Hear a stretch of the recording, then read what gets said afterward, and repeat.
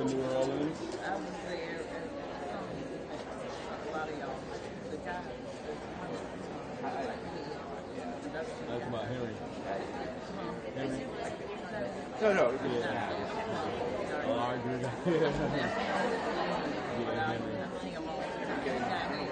No,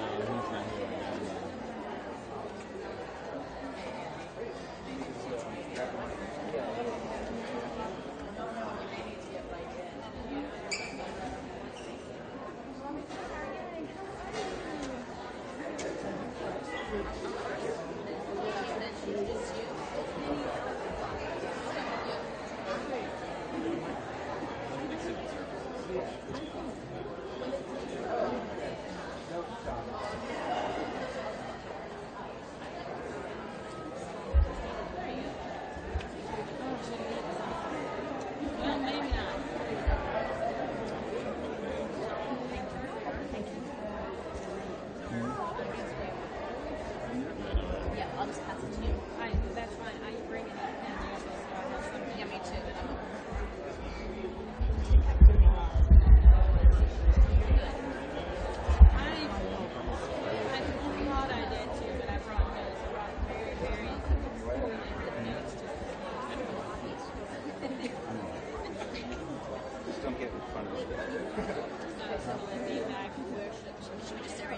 I would be like right here.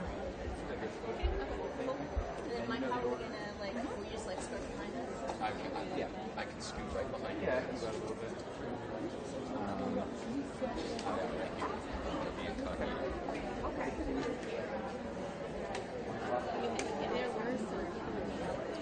3 minutes.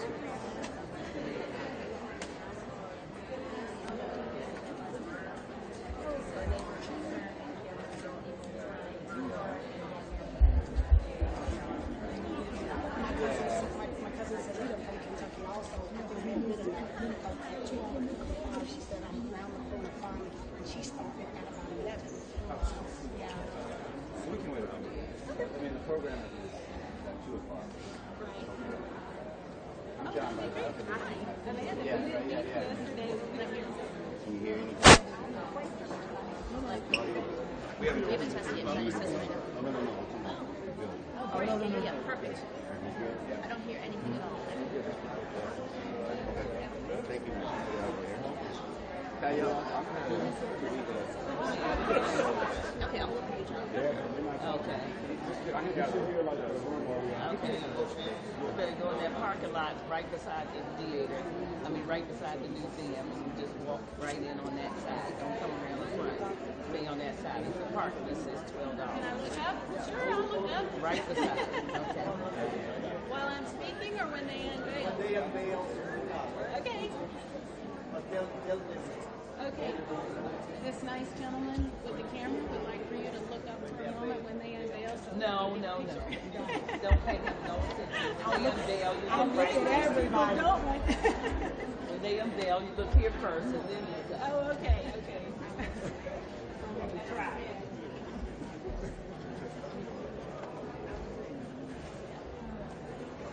People have a different shot than everybody else, which is cool. But I'm gonna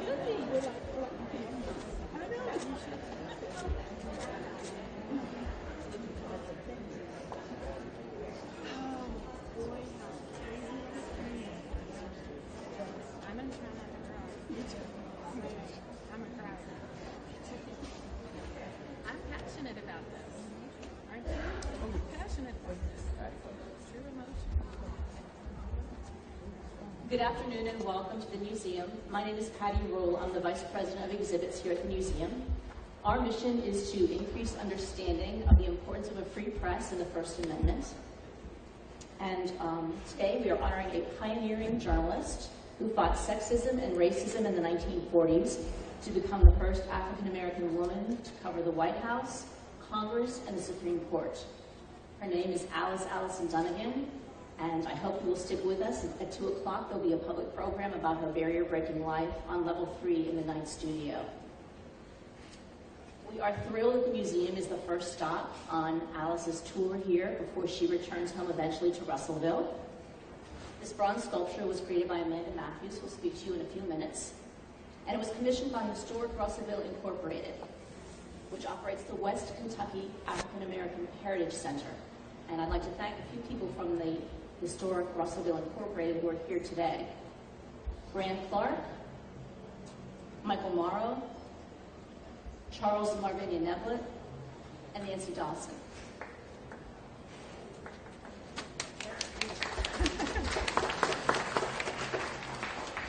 Thanks also to the E. Rhodes and Leona B. Carpenter Foundation, Philadelphia, which provided funding for the sculpture. We welcome members of Alice Dunnigan's family, her sisters from Sigma Gamma Rho sorority who are here with us today. Before we unveil the statue, I'd like to introduce you to Amanda Matthews, who is a sculptor, who will also introduce one of Alice's relatives. Thank you. Thank you so much. Thank you so much. It is such an honor to be here today in our nation's capital on Pennsylvania Avenue to celebrate the life and legacy of the great Alice Dunnigan.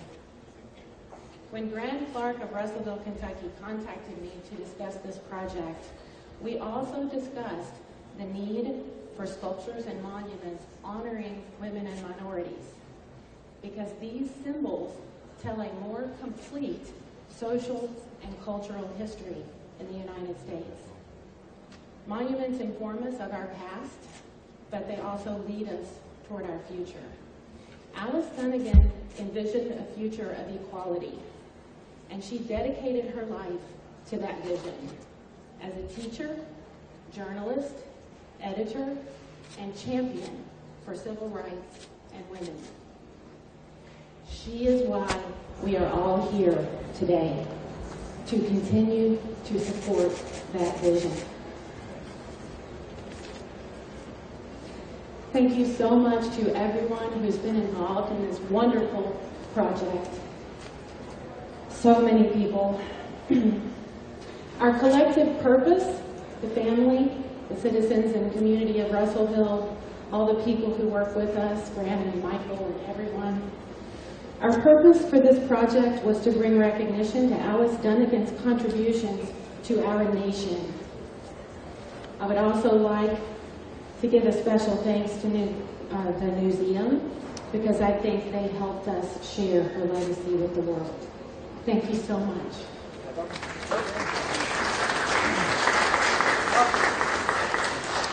And now it is my great pleasure to introduce Penny Allison Lockhart, great niece of Alice Dunnigan.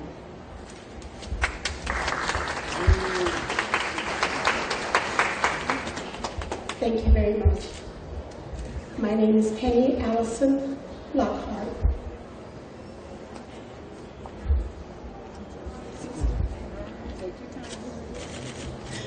And I am so happy and elated to be here today. I'm overwhelmed with emotion right now as we unveil this statue in honor of my great aunt, Alice Dunnigan. I know we've said thank you to a few people that are here with us today, but for everyone from Kentucky, Michael Morrow, your vision a long time ago is to be commended. You've never let the legacy and the life of my great aunt go. And today, her sorority sisters who are here with us, thank you for being here. Dr. Dawson, thank you. Mr. Clark, thank you. To everyone that's here today, I'm supposed to be welcoming you, but I'm so overwhelmed. I don't even, my script's not even here, because I can't. But I just want to say, thank you all for being here. We get to finally share my Aunt Alice with the entire world, and I can't wait till little boys and girls in school, till journalism students and everyone get to say, wow, let's talk about Alice Dunnigan today. So again, thank you all for being here. I'm so happy. I'm just overwhelmed. So thank you all for being here. And I want to dedicate this day to my oldest sister, Cheryl Allison Alexander, who passed away last week and couldn't be here with us. So thank you again. Thank you for your love. Thank you for your time. And thank you for your compassion. Ladies and gentlemen, here we go. Thank you, Penny. Without further ado, please welcome Allison Dunnigan to the museum.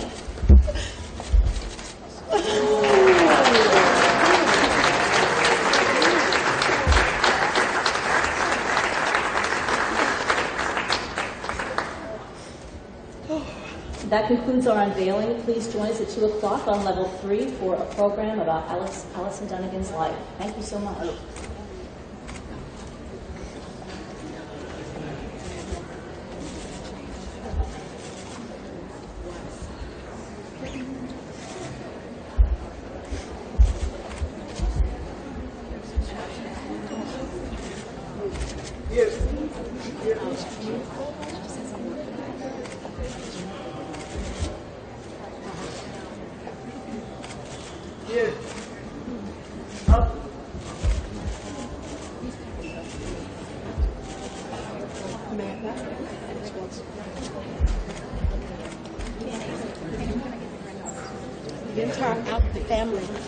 Entire family. Salida. Entire family. Angela. Your family.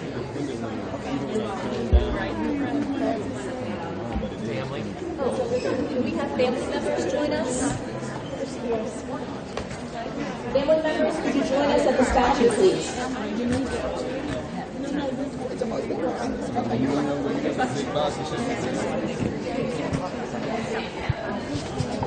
When you guys take a view, I need to bring you guys back. I know.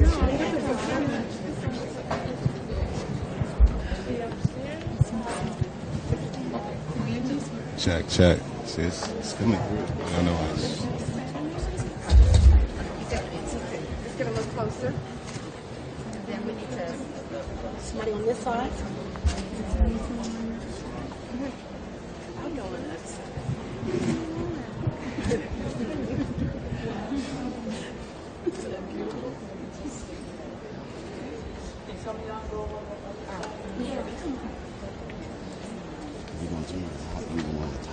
That's the slow song. That was not it.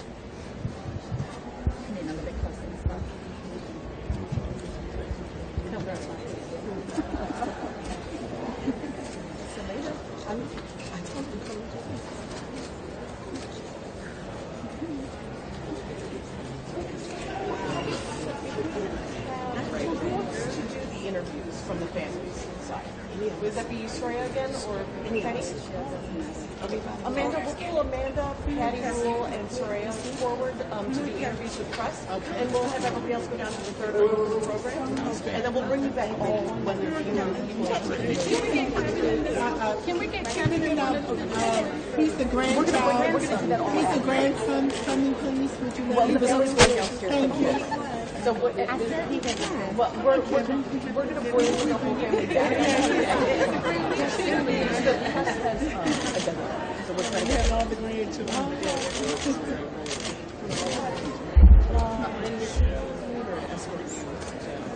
And Patty, we'll bring you forward to do the interviews with the press.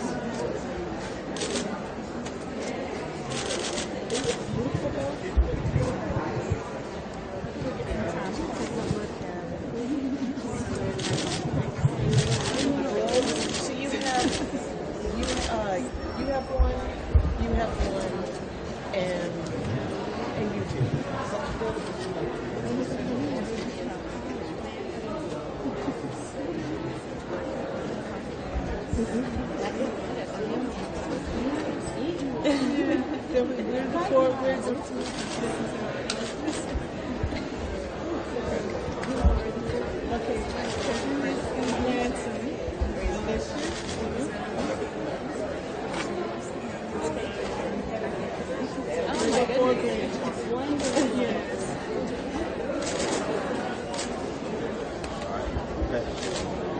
So, Amanda, do you want to come forward to interviews with Soraya as well? Who still needed to interview Soraya Dunnigan?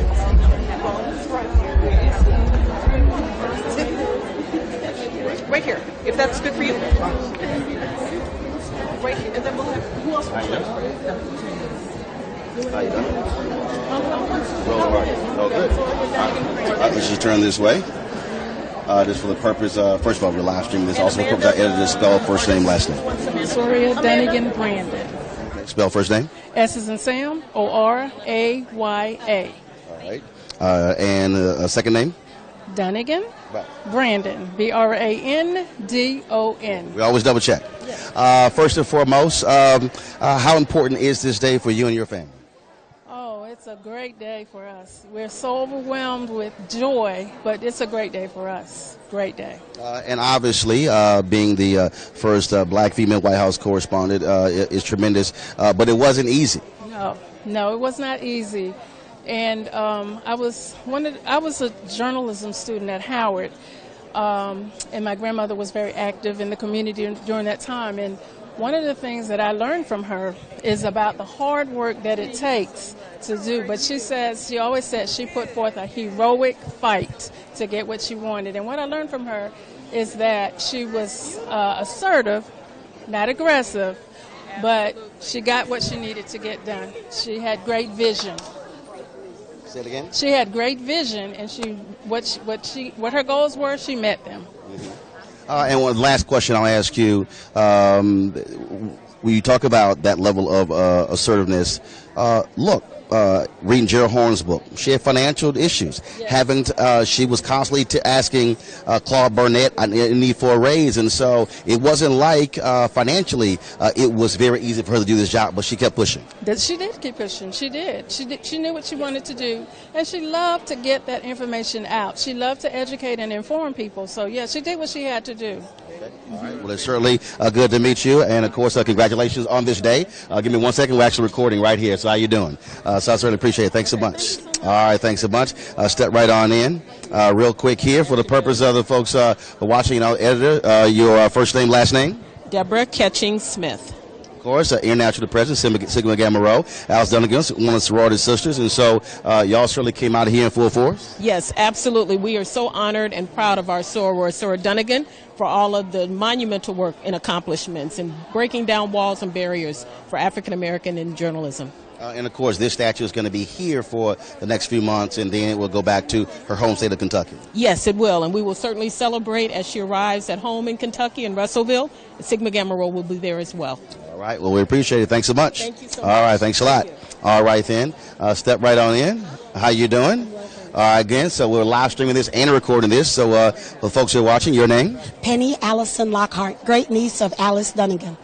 This has to be an exciting day for Ms. Dunnigan's family. It is. It's a very exciting day for our family. We're elated. I mean, we're overwhelmed and we're overjoyed. This has been a long time coming, I think, because she's always, like I said before, she's been very famous to us. But for the journalism world, she's huge. Very huge. And so tell us something that folks may not know. When you think about a lot of the men who covered the White House, folks know their stories, but very few know about Alice Dunnigan or Ethel Payne. Yes. Well, as a matter of fact, I remember, Mr. Martin, when I was here, when I was about 13 years old, I spent the summer with Aunt Alice. One thing she always told me, you already have 2 strikes against you because you're a woman and because you're African American. But whatever you do, don't give up the fight. And if she were here today, as humble as she was, she would not want all the hoopla. She would just want change to come. And when I see a particular news reporter now, it reminds me of her because she would ask the tough questions. And if you've ever read her book, those tough questions that she would ask, that's why they had to start submitting a few things in advance. So that's something that just stuck with me. And anything I've ever wanted to do, I knew that I could do it. Even if I were a woman and African, I knew I could do it because I remember what Aunt Alice told me when I was 13 years old. All right, then. We certainly appreciate it, and thanks a bunch. All right, thanks a bunch. Thank you. All right, then, in just a second, I'm looking for the gentleman with the museum. Looking for him, and then I'm going to do a quick interview, of course, also with her grandson. And so, all right, just give me a second here. Find the gentleman with the museum, see if he's still up here as well. There he is. He's over here. Lane's over here. So I need to holler at him real quick. This is a great niece also, Angela. How you doing? She's named after Aunt Alice. How's it going? All right, just slide right in. First and foremost, your name? My name is Angela Allison Stevens. Just your thoughts about today. Just overwhelming. We're very thankful today. We're very excited. And, more so that we're glad that now maybe that when my children do reports about Allison Dunnigan, no one would say, who? What? Even school teachers. That every school, public education will know about my great aunt. So for a while it was just the family. Black History Month would come. And those of us who worked in the black press. In the black press and journalism. And I do appreciate the media. But we appreciate that. And we hope that one day that it will be in Kentucky history books. Okay. All right. Well, we appreciate it. Thank you so very much. All right, then. Just step right on in here. How you doing? All good. Of course, Alice Dunnigan's grandson. Your name? My name is Kevin Dunnigan. Kevin, how does it make you feel today to see that sheet pulled down and that statue unveiled of your grandmother? Oh, it makes me feel fabulous. This is a great occasion. I'd like to thank everybody who's worked to make this come to fruition. I'm happy at the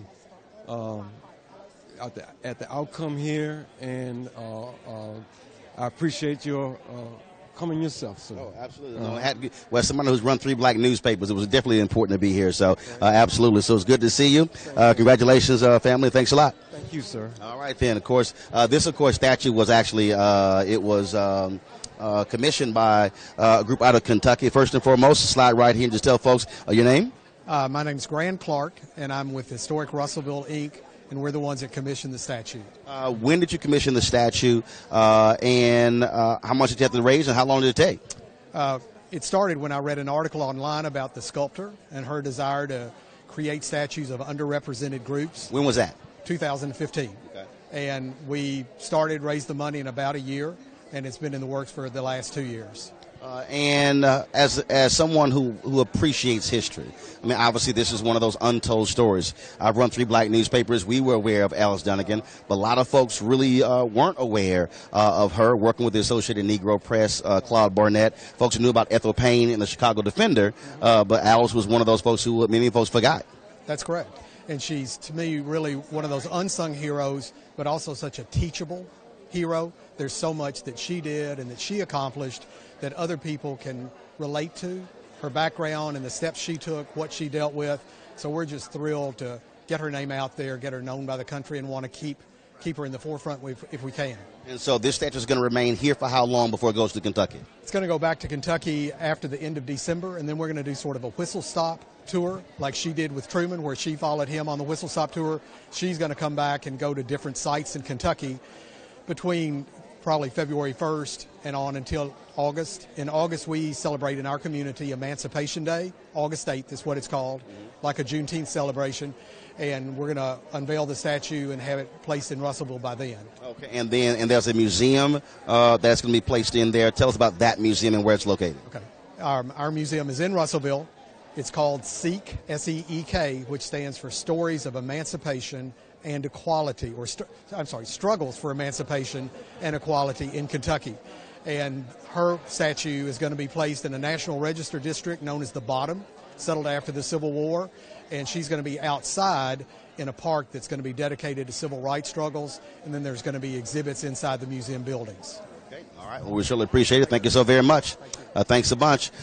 Real quick here, I saw Ben Chase, of course, with the NNPA. Huh? With the museums, it'd be a great interview if you want. Okay. Step in. Step in. How you doing, Doc? All right. Step in. There you go. And what's your name? Michael Morrow. Michael Morrow, spell last name. M-O-R-R-O-W. All right, then. And your involvement with the museum? Yes, I've done a lot of research on Miss Dunnigan. About 30 years ago, her great-nephew gave me a book on her. I didn't know nothing about her, Nobody knew a lot about her, and after I read that book, it just blew my mind. So I started doing research and trying to get people to know who she was. And as you were doing that particular research, first of all, you from Kentucky? From Russellville. Okay, and then all of a sudden you realize, whoa, this is a homegirl from our state. Well, she was from our city, and we didn't know nothing about her. And she'd done all these things. She'd met all these famous people. She'd been with King, A. Philip Randolph. She'd been with Kennedy, Johnson, but nobody knew nothing about her. So I thought it was important that people find out who she was and what she'd done to help, change our nation. And now with this statue, and then returning back to your home state, what is next? Well, we're going to try a lot of programming to educate young kids, especially as to who she was. We're going to do a new exhibit on her. We're going to do a lot of things to inform people to her contributions to the nation and our community. Okay. All right, well, we certainly appreciate it. Thank you so very much. All right, then. I'm going to pull in right now Sonia Ross. She doesn't know it. Sonia, get over here. Sonia, get over here. Sonia, of course, has covered the White House. And so, yes, obeying command. And so, Sonia, you and so many others have followed in this woman's footsteps. Yes, I have. Literally. I was reading her book, and she talked about her first day as a White House reporter, waiting at the Northwest Gate to get in. And it brought back memories of my first day waiting at the Northwest Gate to get in. My first day as a White House reporter was September 11th, 1995. And you know what happened on September 11th, 2001.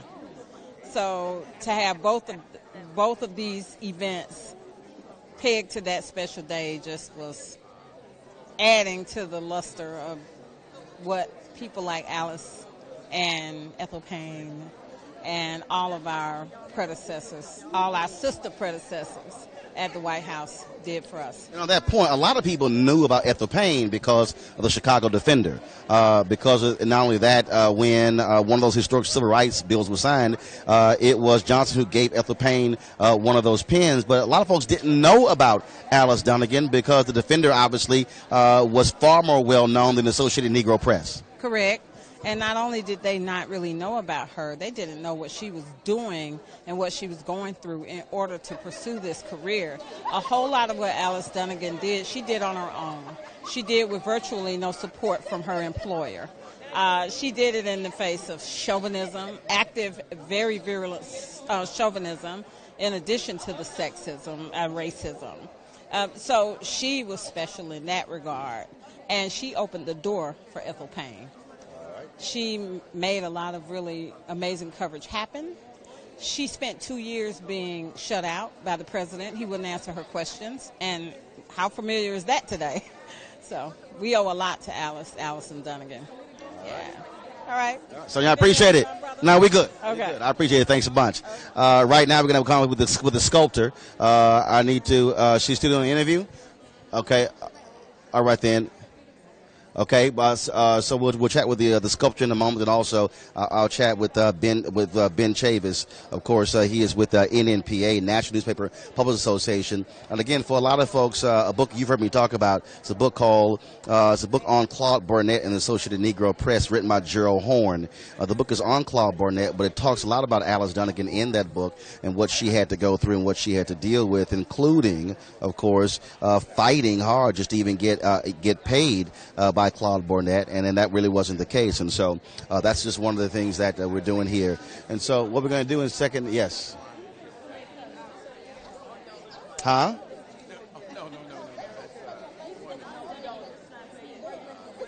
Okay. Say it again. Step in. I can't hear you. I can't hear you. Step in. Okay. Step in. Step in. I got it. And sir, your name? Charles Neblett. All right. And I'm Marvina Neblett. And you're with? Well, we're with the Russellville group that came up here to celebrate Alice Dunnigan and the sculptor. We worked hard and get this story together for about 10 years or more. And it's good that it's finally coming to fruition. And another thing, it's good that people will learn and understand who Alice Dunnigan was. Pioneer journalist. And all the things she had to go through in the 40s in order to be a first female White House correspondent and hang in there. And I got a chance to interview her after she had retired.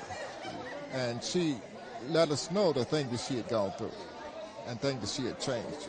So I think this is wonderful. This is a great day, for a lot of people to know who Alice Dunnigan was. I didn't have anything to say except we're excited for being here and supportive, and I appreciate all the work that has been done for us to make this happen. We surely appreciate it. Thanks so much. All right, then also, of course, the museum. And so grab one of the folks with the museum. And the, Hold on one sec. What? All right, so in a second, folks, we'll talk with the museum curator here at the museum, but also the person who actually sculpted this bronze statue of Alice Dunnigan. There is a book that is actually on Alice Dunnigan, and then I'm going to pull up in a second. I have a copy of that book, and actually it was a book that Alice Dunnigan actually wrote that is very hard to come by. I was just looking the other day, and it cost about $245 to get a used copy of that particular book. But there's another book that was done on her. I'm going to pull that book up in just one second, where you can learn more about her, where what an author did was actually took a lot of the things that were in her book and then did additional reporting around that book. And so I have a copy of that book, and plus the one Ethel Payne did as well. They were the two black women who were most involved in covering the White House in the 40s, 50s, and 60s. Now, Alice Dunnigan's book is called Alone Atop the Hill, the autobiography of Alice Dunnigan, pioneer of the National Black Press. And so that is that book there. And so, and like I say, in a second, we're going to talk with the museum curator here. To get her thoughts about this and what it means. So she's being interviewed right now. I also see Ben Chavis, of course, who is head of the NNPA. He's been interviewed right now, and so we could try to grab him as well. And so, so looking to grab them right now. There are a number of other folks who are here. Like I said, a number of women of Sigma Gamma Rho are here, in addition to National Association of Black Journalists. Of course, I'm a vice president, digital, and we also have of course, other board members here representing as well.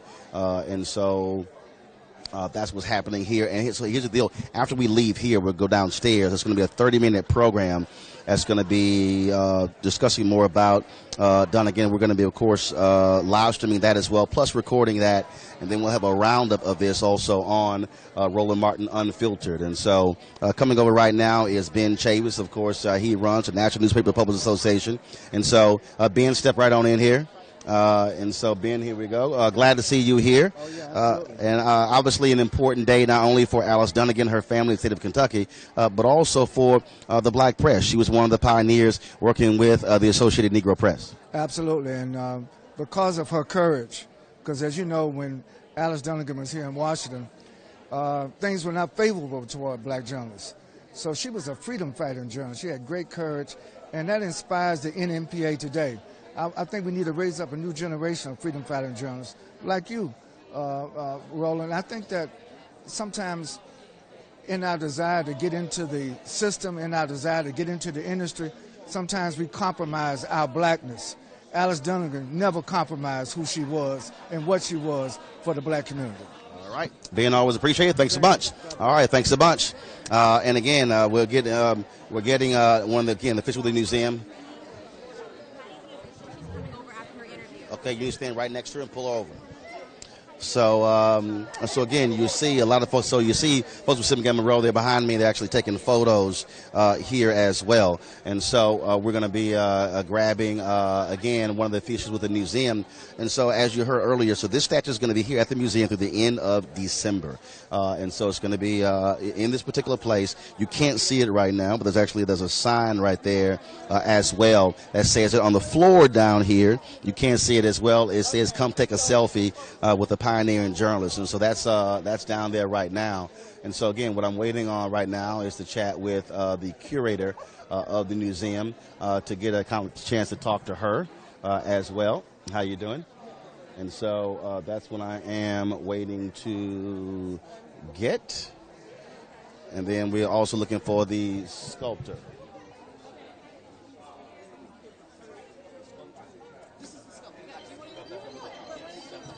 There we go. All right. Sorry. All right. So here, step right on in here. Okay. First and foremost, your name? Amanda Matthews. Amanda, and you're the sculptor of this bronze statue. Yes, I am. Where did you take the image from to create this with? We loosely based the sculpture on the iconic image of Alice Dunnigan standing on the Capitol steps holding the Washington Post newspaper, because we felt like that conveyed to the world her national accomplishments and her national presence. So you say you loosely based. So what else did you do to modify it or to change it and to make it unique?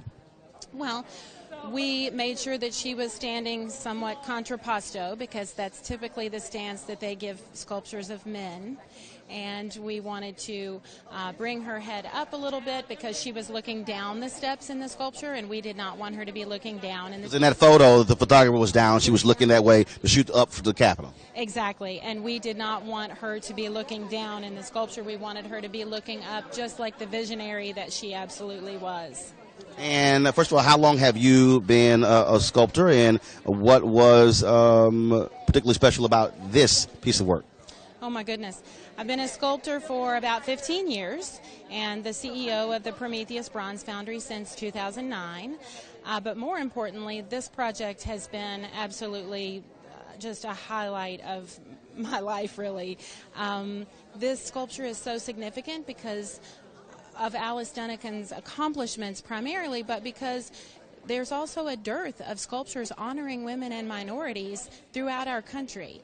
And we need to have those symbols to inspire our youth and to tell the story of our history socially and culturally, and to lead. All right, then, Amanda, we certainly appreciate it. Thanks a bunch. Great job. All right, then. Right now, I appreciate it. I'm going to pull over here the curator, of course, with the museum. Step this way. How you doing? Let's slide this. They're taking the photo there. Okay. First of all, we're recording and live streaming. So, your name? It's Patty Rule. All right, Patty. And, of course, this was obviously commissioned in Kentucky for a museum there. Why did the museum want to make sure that it was unveiled here? Well, we were thrilled to get this opportunity from Historic Russellville Incorporated to unveil Alice Dunnigan here. Our mission at the museum is to promote the importance of the free press and the First Amendment. Who better to embody the power of the press and free speech than Allison Dunnigan? And obviously, she was a pioneer in the black press. And if you come through here, there are a number of obviously iconic images. I mean, just right behind us, of course, we see this hallway here of civil rights in 1968, images along those lines. You also had something here dealing with Kathy Hughes as well. And so when it comes to the black press, is there a particular section here dedicated to the black press? We do. We have a section about the black press in our News History Gallery. And, of course, the civil rights story is such a critical part of the First Amendment story, when activists use all 5 freedoms of the First Amendment, speech, press, assembly, petition, religion, to challenge this country to live up to its values of freedom and justice for all of its citizens. And this statue is going to be here until the end of December? Right, until December 16th, and then she'll eventually make her way back to her home in Russellville. But we were thrilled to have her as the first stop of her tour. All right. Patty, we certainly appreciate it. Thank you so very much. All right, thanks so much.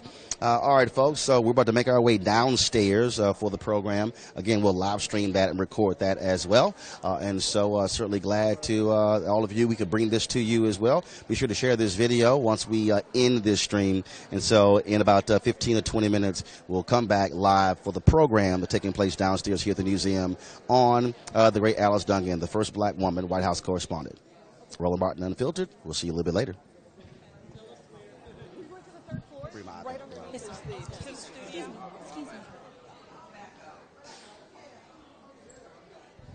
Do you want me to break this down? Do you want me to break this down?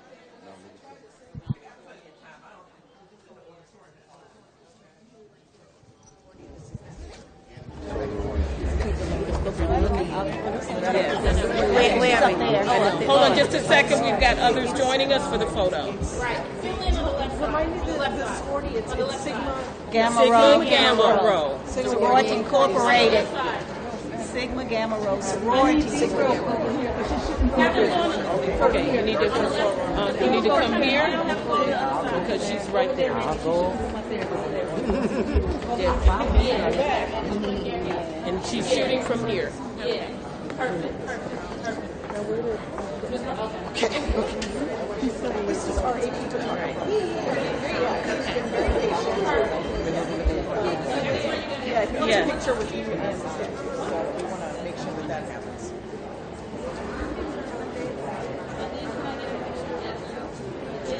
I can. Yep, absolutely.